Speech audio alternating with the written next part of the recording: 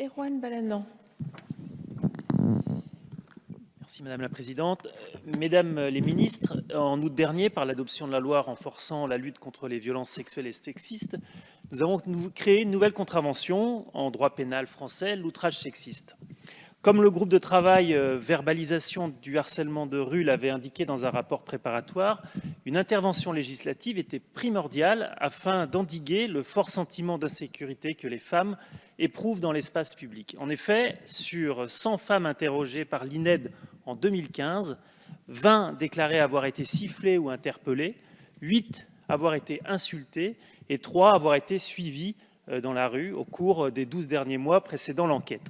Face à ce constat insoutenable, notre groupe de travail alertait également sur la nécessité de distinguer les différentes formes de violences sexistes ou sexuelles.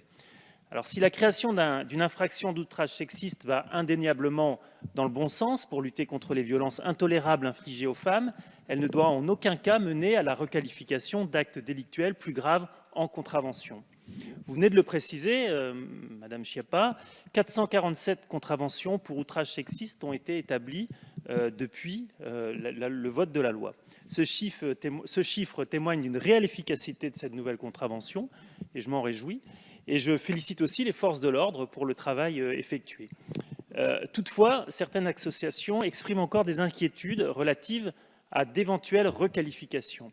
Elles craignent notamment une disparition des condamnations pour agressions sexuelles d'ici quelques années. Ces requalifications seraient évidemment dramatiques et regrettables, et elles n'étaient pas du tout dans le sens de la loi que nous avons créée. D'une part, elles minimiseraient la nature des violences, ainsi que les sanctions susceptibles d'être attribuées à l'auteur, et d'autre part, elles emporteraient une négation de la reconnaissance des victimes. Alors, Mesdames les ministres, quelles mesures mettez-vous en place pour éviter de telles requalifications ? Des formations spécifiques sont-elles régulièrement dispensées aux forces de l'ordre pour sensibiliser tout au long de leur carrière professionnelle sur les différentes qualifications pénales en matière de violences sexuelles et sexistes? Merci, Monsieur le député. Madame la ministre. Merci Madame la Présidente. Monsieur le député, je profite de cette réponse à votre question pour saluer le travail que vous avez vous-même mené dans le cadre du groupe de travail préparatoire à cette loi pour définir ce qu'est l'outrage sexiste et donc pour travailler à la verbalisation du harcèlement de rue. Bien évidemment, la question que vous posez, elle a été notre question tout au long des débats lors de cette loi et elle continue de l'être, mais je peux vous l'assurer, à ce stade, en tout cas, il n'y a aucune déqualification, il n'y a aucune dégradation de la qualification. On peut même voir plusieurs affaires dans lesquelles les juges ont décidé à la fois de condamner pour agression sexuelle ou pour agression ou pour injure publique et en plus de verbaliser ou en plus de rajouter une qualification d'outrage sexiste. Donc on voit bien que ça vient s'ajouter et que ça ne vient pas dégrader la qualification.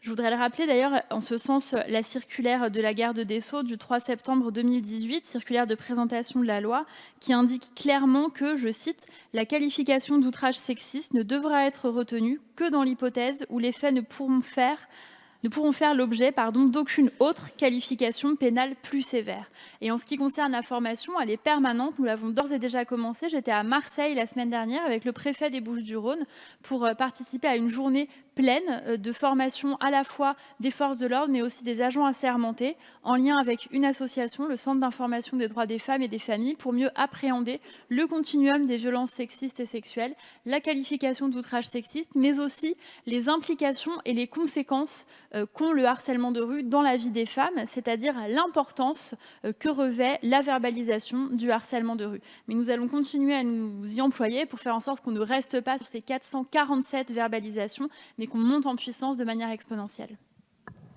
Merci, Madame la ministre.